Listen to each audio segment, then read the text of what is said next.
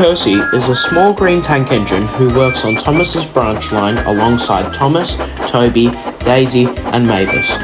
He is often seen pulling trucks here and there, and at night, he takes on the important task of pulling the nighttime mail train. Meanwhile, BoCo is a big green diesel engine who was brought to the railway on trial to handle heavy goods work. However, Percy and BoCo have never met. This is because when the work in the yard became too heavy for Percy, the Fat Controller brought in Duck to be the Knapford station pilot, and relocated Percy to Thomas's branch line. Since Duck was the station pilot when BoCo arrived, Percy never got the chance to meet him. One night, Percy was delivering the mail train. He was just puffing into Elsbridge when he spotted a long green diesel engine. Curious, Percy pulled up alongside him. "Hello," said the diesel. "Who are you?" Percy asked. "I'm BoCo," the diesel replied. "I've been brought here on trial. You have a lovely island." "Thank you," said Percy. Just then, the guard blew his whistle. It was time for Percy to leave. The next day, Percy was in the yard with James, Gordon, and Henry. They were talking about BoCo. "So, what do you think about the new diesel?" asked Gordon. "He's all right," said Henry. "Pah!" snorted James. "He's just here to cause trouble like that last diesel." "I agree with James," added Gordon. "If the last diesel made us turn on Duck and caused him to be sent away, I can't imagine what this one might do. He might even try and take our jobs," suggested Henry. "Are you sure? I think he's nice," chimed in Percy. "Yes," said Henry, "but we also thought Diesel was nice too. Then he told lies about Duck and tried to spread lies about me." "You can't trust those oily things," James said firmly. "He might even try and take your mail if you're not careful," added Gordon. Gordon was joking, but Percy didn't know that. He simply puffed away with his trucks, heading towards the quarry. As he went, he thought about what the engines had said. Yes, thought Percy, the engines are all right. He just wants to cause trouble. Percy was passing Crosby when he saw BoCo. BoCo tooted his horn cheerfully. "Hello," called BoCo, but Percy didn't answer. Instead, he blew steam at him. "Oosh!" spluttered BoCo. "What was that for?" But Percy was already too far ahead to hear him. Percy was rough with the trucks. This made them very cross. When they arrived to the quarry, the trucks began whispering to each other. "At the hill, we'll push him down," one truck said slyly. "That'll teach him to bump us around." All the trucks agreed, giggling quietly. Once all the stone had been loaded, Percy set off, unaware of the truck's plan. He continued down the line, still in a bad mood. Distracted, Percy forgot to put his brakes on as he approached the hill. The trucks seized their channels. On! They cried. Banging their buffers, they pushed Percy down the hill. "Help!" screamed Percy as he raced down the hill. Edward was at Elsbridge with a passenger train. He was just leaving when he heard a shrill whistle. Percy raced through Elsbridge, brakes screeching. He missed Edward by a few inches.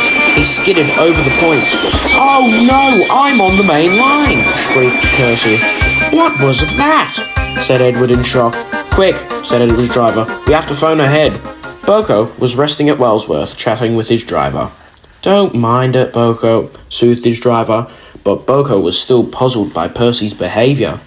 "I don't understand," he said. "Why would Percy wish steam at me? I thought he liked me." "Maybe it's because you're a diesel," suggested his driver. "Why would that be a problem?" BoCo asked. But before his driver could answer, the station master came running out, waving his arms urgently. "Percy's a runaway!" he shouted. "What shall we do?" asked BoCo's driver. "We're going to stop him," replied BoCo. Before BoCo's driver could argue, they heard Percy's whistle in the distance, growing louder and louder. Without hesitation, BoCo revved his engine and shot forward onto Percy's line. As Percy rounded the bend, he saw BoCo up ahead. "Get out of the way!" Percy screamed. BoCo didn't budge. Instead, he began reversing, slowly at first, then faster and faster, until he was nearly matching Percy's pace. "What are you doing?" yelled Percy. "I'm going to try and stop you," BoCo shouted back. With a shuddering jar, Percy crashed into BoCo. The force sent both engines shaking, but BoCo held his ground. Gritting his teeth, BoCo applied his brakes as hard as he could. Sparks flew from the wheels of both engines as BoCo strained against Percy and the troublesome trucks. Up ahead, on the level crossing, was the Fat Controller. He was having car issues. No matter what he tried, he couldn't start it. "Botheration," said the Fat Controller. "At least there's no trains due for about half an hour." He reckoned without BoCo and Percy, who were now en route to the crossing. BoCo could see something up ahead. Then he realized what it is. Oh no, the Fat Controller's on the level crossing! The Fat Controller looked over to see BoCo heading straight for him. BoCo put every ounce of weight and steel against the trucks. His engine was spluttering, his axles ached, but he knew if he didn't stop in time, there would be a terrible accident. "I must stop!" He came nearer and nearer. "It's too late," he groaned, and shut his eyes. He waited for the crash, but the crash never came. He cautiously opened one eye, only to see that he had stopped centimeters away from the crossing gates. The Fat Controller spoke. "BoCo," he boomed. "What are you doing going at such a high speed on Edward's branch line? You nearly crashed into me in my car. I am most He was cut off by Percy. "It's not BoCo's fault, sir," said Percy. "It's mine. I bumped the trucks, so they pushed me down the hill. BoCo was the one who tried to stop me. If it weren't for him, I probably would have crashed straight into you and your car. Or, even worse."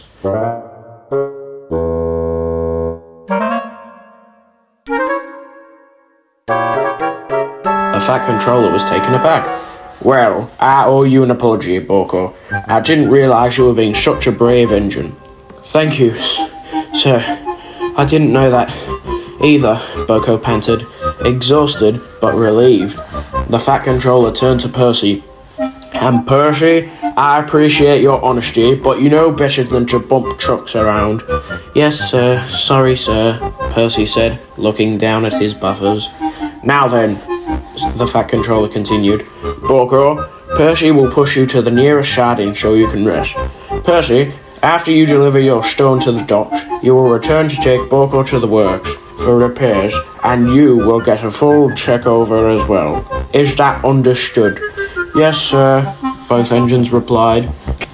Once Percy returned from the docks, he looked very sad. He buffered up to BoCo in silence. As they set off for the works, it was quiet for a while. Finally, Percy spoke. "I'm sorry for wasting steam at you," he said. "You were very brave for stopping me." "You didn't have to," he added quietly. "And let you go and have a crash that might have left you in the works for months, if not years?" "I don't think so," BoCo replied kindly. The two engines began to talk like old friends. By the time they arrived at the works, they had become great friends. Once BoCo was repaired, he was relocated to Edward's branch line, where he and Percy remained firm friends. Over time, all the engines grew to accept and like BoCo. Well, almost all. James still had his doubts, but that's a story for another day.